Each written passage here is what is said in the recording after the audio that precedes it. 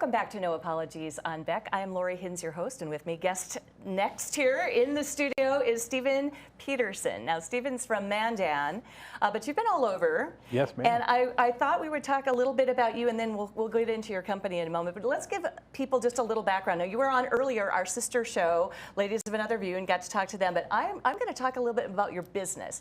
First of all, you were not always in this business. That is correct. I was a bail bondsman slash bounty hunter for almost 20 years. And in addition to that, did some international sourcing and definitely bounced around a bit doing that. But the bounty hunting was the predominance of my work. Now, does that have anything to do with what you're doing now? It doesn't seem like there's any overlap to me. To me, there is a significant amount of overlap because the experiences of meeting the people that are going through hard times, drug difficulties, alcohol difficulties, and then the criminality that goes along with that really opened the door to the long-term intent of what I'm trying to do with RavenRising.com. Okay, that was good dovetailing there. That was very good. Okay, so you have what's called Raven Rising LLC. Correct. I have no idea what Raven Rising means, but go and explain it to me. All right. So there's a mythology and a tale out in the mountains of Colorado that when one of our friends would die, that there'd be a new raven cruising around riding the thermals next to the ski resort, and we'd watch them while we're skiing. So each time I lost an important friend of mine, I assumed that the new raven that I would see in the sky over there was their soul rising towards heaven, and that was them coming to visit us while we were out on the mountain skiing. So the raven was always a second coming for good people that I had lost in the past. So you lost people to addiction?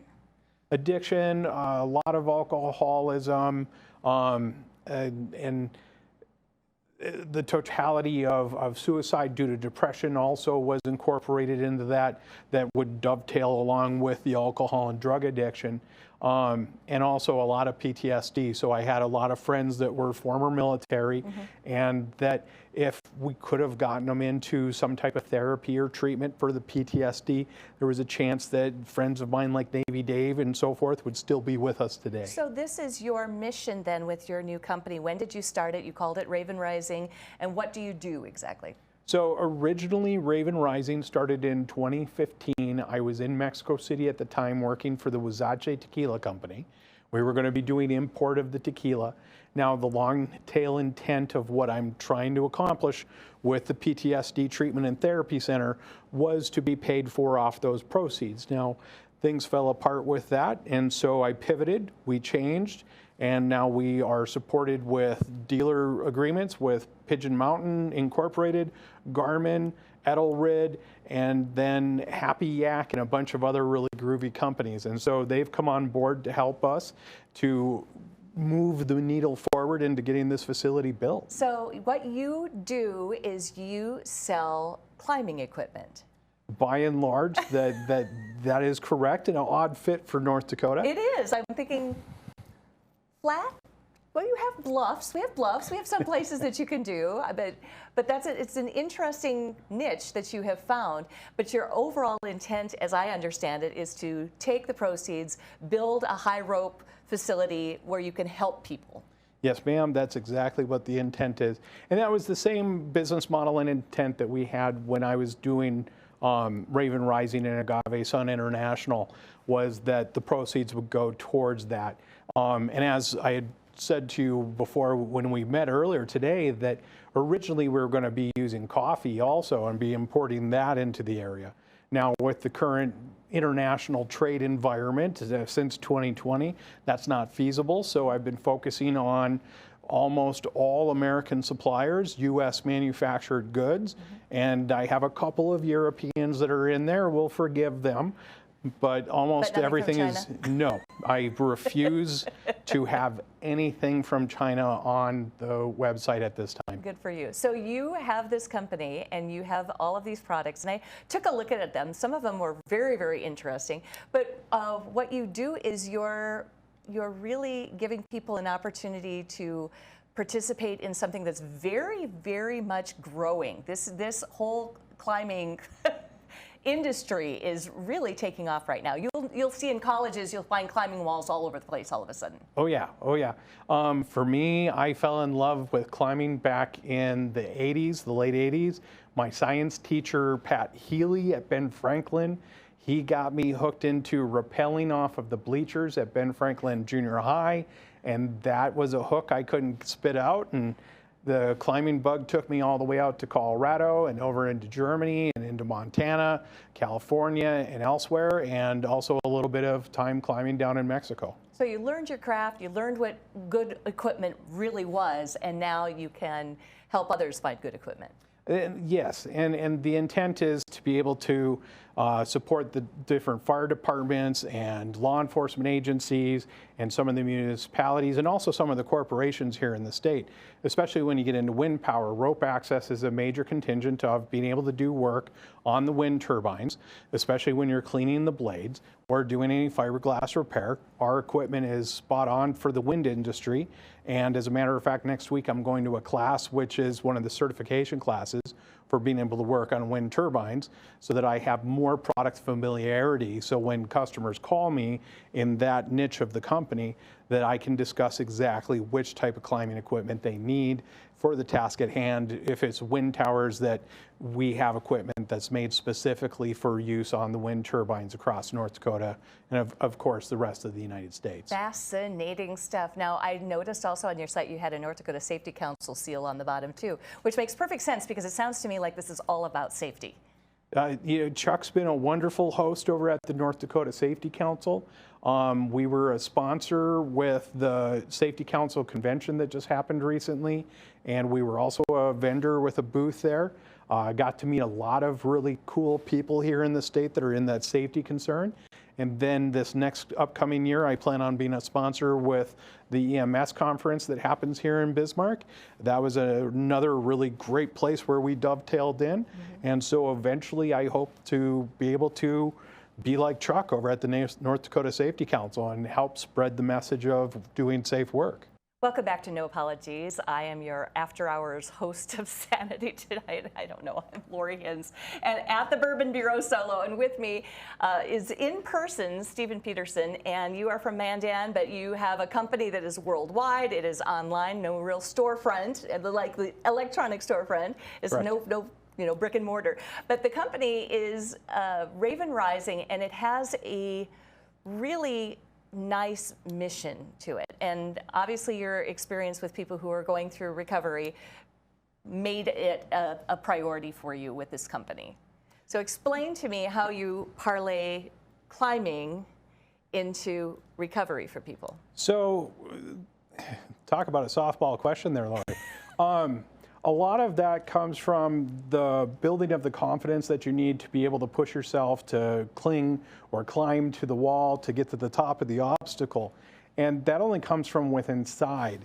And so when we teach people to be self-independent and be self-motivated and to be able to work their way through adversity, that those same skill sets, that same thought track is what's applied when you're dealing with hard decisions of, do I want to drink? Do I not want to drink? How do I want to build the rest of my life? And a lot of people, when they're dealing with drug addiction and alcohol abuse, need a center of focus to come from. And not all of them have a faith-based background to draw from when they hit hard times. So this is just one element to where we can build towards that. And then perhaps along the way they do find faith in themselves, and not just in themselves, but in the world at large, and perhaps even beyond that. As we were discussing before, we're both Lutherans, and that Luther made a very big impact in our lives.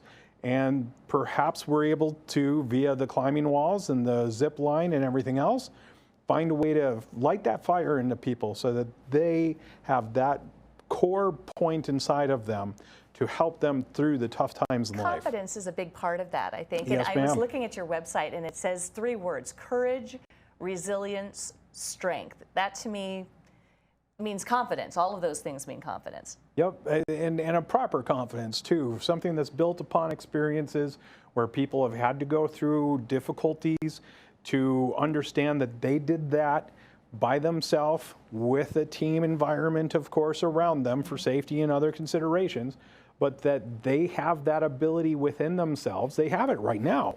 Sometimes they just need someone like me or someone else that would be working with them to help open the window to the sunshine again and to let that into their life so that they can lead a more productive, proper life. And as we, again, were discussing before the show, building upon principles and good character. And a lot of that comes down to Christian values. And as I already said, you and I come from a Lutheran background. And so because of that, it's very poignant to me to make sure that we give people principles that are rock solid, not something that's as fleeting as most of the things we find in the secular world today. Exactly. Give me your vision for what you want to build and how you're going to accomplish that. Well, so my eyes are bigger than my stomach sometimes. And so I believe that maybe we can accomplish this in the next 5 years, but then, life has taught me that it might take 10 years to get to this. But the goal, the purpose behind this, everything that I'm doing right now since 2015 was to give children from North Dakota the base skills through this program, and we can collaborate with a lot of other nonprofits and churches here in the state also, so that when they have those times of adversity, that they have that point of time in their life to draw back to say, hey, I survived this. I had the confidence and the power to get through that, so that when the next difficult time comes, that they know when to look back at that core of themselves. You have a background with the Boy Scouts too. You've done some of this sort of outdoor rope stuff Yes, ma'am. with the Boy Scouts too. Yep. But this way, you want to build a facility that will allow people to really further themselves and recover from whatever it is, the demons that they're fighting. Well, one of the aspects of the difficulty within the Boy Scouts was we had our normal camp season, and that was our prime time for us, and obviously the Boy Scouts had prime time at the course. Sure. Now, the downside of that for me, for what I wanted for my long tail goals, is that 90 days out of the summer, we could bring in groups from all over the place, get a very large, diverse group from the Hmong community down in St. Paul to some of the reservations. We had some liaison work with them through the Boy Scouts, but I wanted to continue that further than what we were allowed to with our time constraints. And the only way that I can accomplish that is by being off camp and not affiliated with the BSA, which is part of the main reason why I wanted Raven Rising to stand by itself. So you're building this company, hoping to be able to get more people involved with your cause. What would you like to tell them? They can go to your website and learn more about you? Absolutely. They can go to ravenrising.com.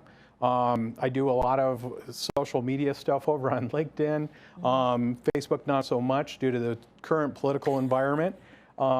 So Twitter might be something that I pursue here in the near future. Now Our next guest, by the way, will tell you all about censorship. But okay. And he's also a Peterson. Yes, he is, with a D instead of a T. That's exactly right. So the company is just an interesting iteration of an interesting starting point, and you're headed toward a goal. And I hope that people can see the value in that.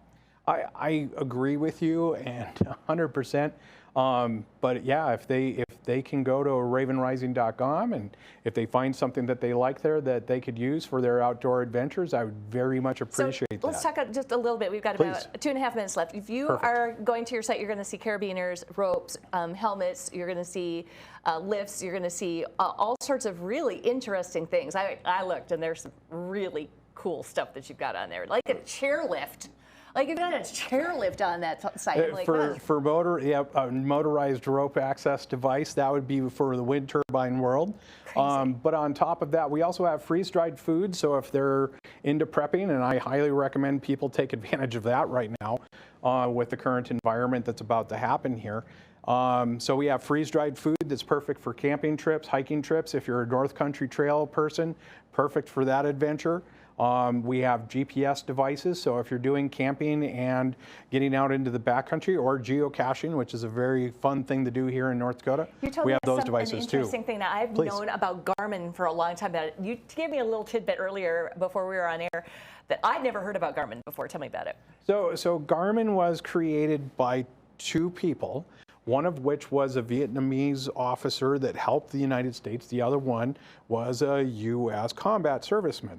So Mr. Gar and Mr. Min did a company, and that created Garmin. So that's the origination of the name there. I'm sure I got some of that story incorrect. However, by and large, that's how the national sales director for Garmin explained it to me. That's so interesting. And Garmin to this day is the kind of the gold standard of navigation, are they not? Absolutely, absolutely. I actually have been playing with a lot of their equipment. I put it in my Jeep. I used it during the last snowstorm that we had here while I was out pulling people out of ditches. And then in the summertime, I love going into the North Dakota State Parks and spending a lot of time on the hiking trails there.